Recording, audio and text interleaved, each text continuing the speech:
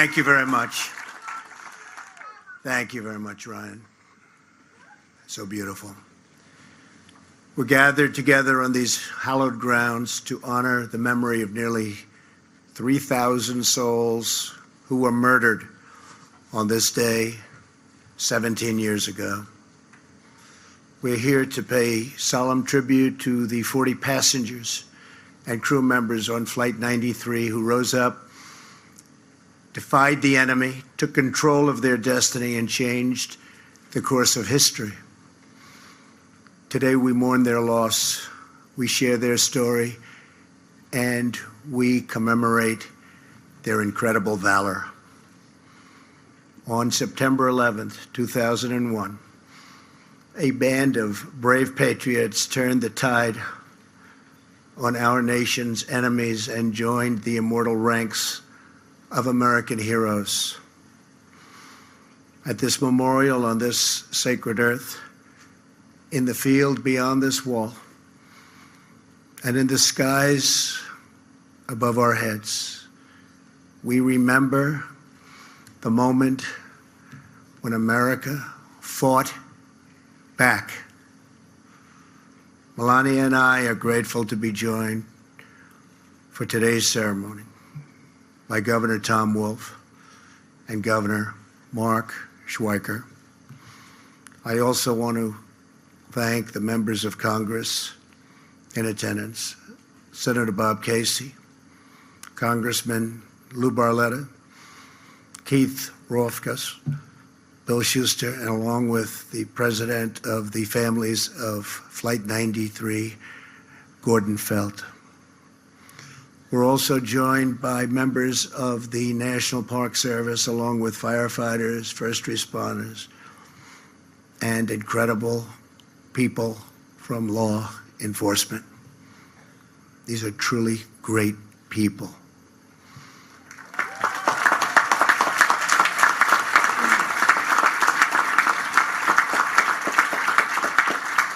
Some of you here today answered the call and raced to this field 17 years ago.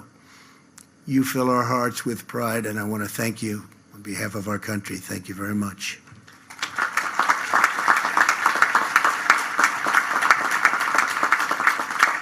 Most importantly, to the family members of Flight 93. Today, all of America wraps up and joins together. We close our arms to help you shoulder your pain and to carry your great, great sorrow. Your tears are not shed alone, for they are shared grief with an entire nation. We grieve together for every mother and father, sister and brother, son and daughter who was stolen from us at the Twin Towers, the Pentagon, and here in this Pennsylvania field. We honor their sacrifice by pledging to never flinch in the face of evil and to do whatever it takes to keep America safe.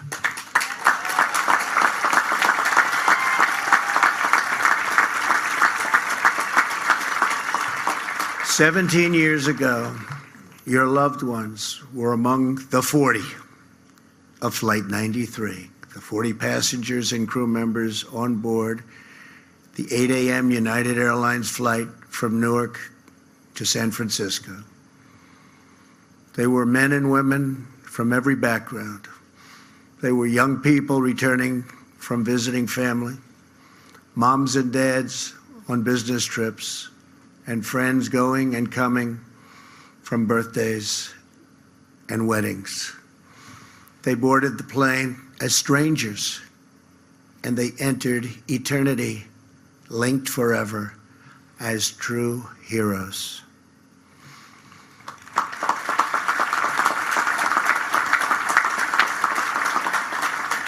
Soon after takeoff, Flight 93 was hijacked by evil men bent on terror and conquest. Passengers and crew members began using their phones to call home. They learned that 2 planes had already crashed into the World Trade Center in New York City. Immediately, those on board Flight 93 started planning a response. Sandy Bradshaw, a flight attendant, called her husband and told him they were in the back of the plane preparing hot water to throw onto the hijackers. Passenger Jeremy Glick explained the plan to his wife and said, "Stay on the line, I'll be back." The passengers and crew members came together, took a vote, and they decided to act. At that moment, they took their fate and America's fate back into their own hands. In the last 20 minutes, many placed their final calls home, whispering those eternal words, "I love you." Some said the Lord's Prayer, and then they bravely charged the cockpit. They attacked the enemy.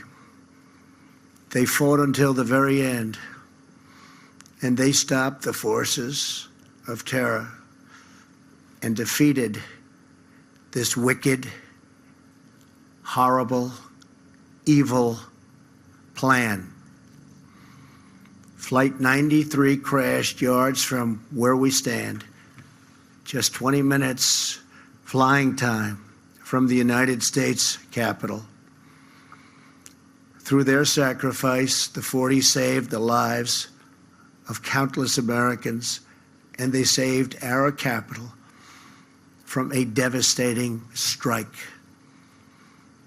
In the days after the attack, tens of thousands of firefighters, police officers, and recovery workers traveled to New York and Arlington to crawl through the rubble and search for survivors. There were prayer vigils, memorials, and charity drives all across our nation. Here in Shanksville, many of you raised up the first memorial, a wooden cross, a chain-linked fence, mementos and tributes pouring in, and dozens of American flags. A piece of America's heart is buried on these grounds, but in its place has grown a new resolve to live our lives with the same grace and courage as the heroes of Flight 93. This field is now a monument to American defiance. This memorial is now a message to the world. America will never, ever submit to tyranny.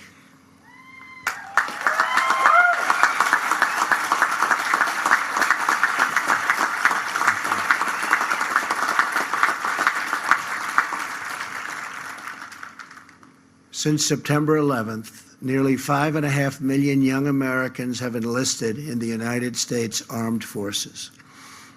Nearly 7,000 service members have died facing down the menace of radical Islamic terrorism.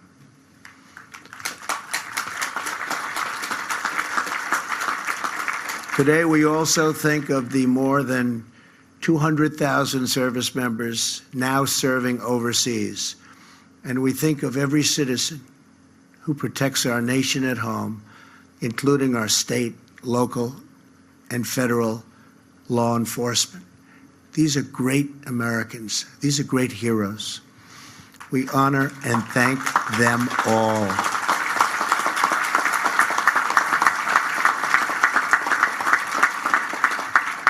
As Commander-in-Chief, I will always do everything in my power to prevent terrorists from striking American soil.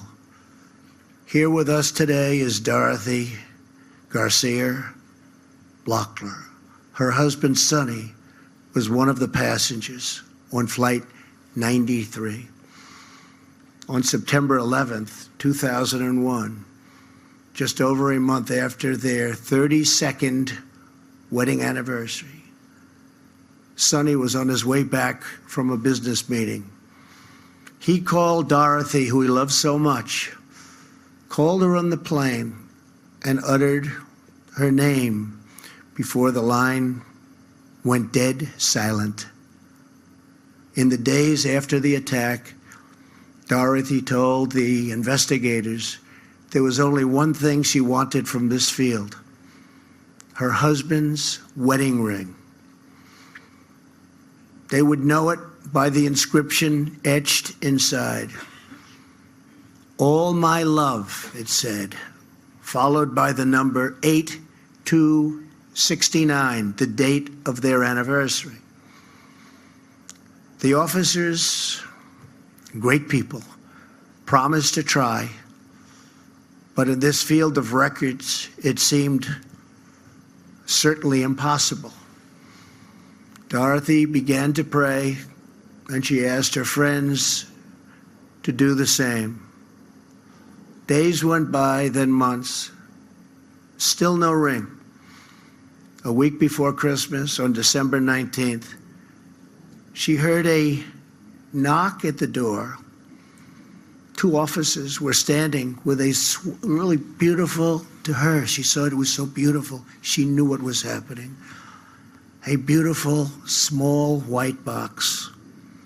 Inside it was a wallet, a luggage tag, a driver's license, a small bag with the wedding ring inscribed with those three precious words: "All my love."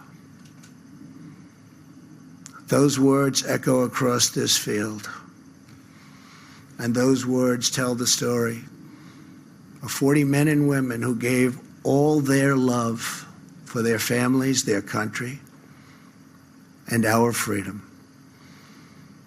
To Dorothy and to every family here today, America will never forget what your loved ones did for all of us.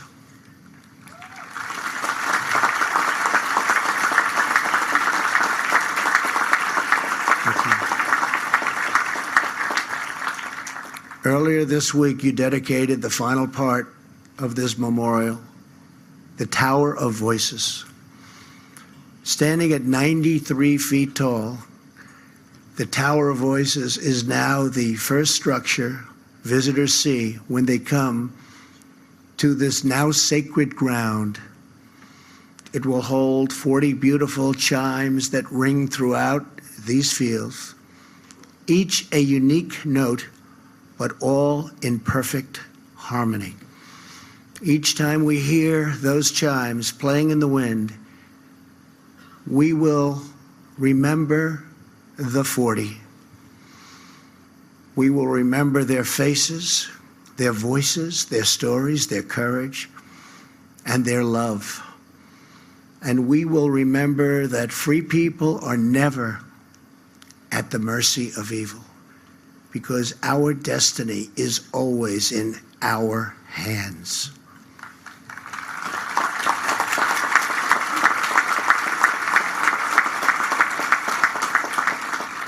America's future is not written by our enemies.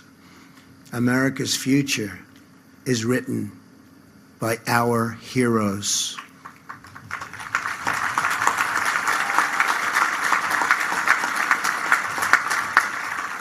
As long as this monument stands, as long as this memorial endures, brave patriots will rise up in America's hours of need, and they too will fight back.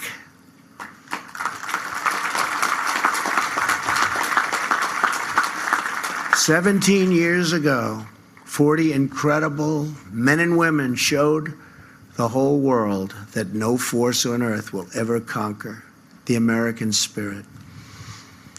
We treasure their memory, we cherish their legacy, and we ask God to forever bless the immortal heroes of Flight 93. Thank you. God bless you. God bless the families. And God bless the United States of America. Thank you very much. Thank you. Thank you very much. Thank you. Hey, NBC News viewers, thanks for checking out our YouTube channel. Subscribe by clicking on that button down here and click on any of the videos over here to watch the latest interviews, show highlights, and digital exclusives. Thanks for watching.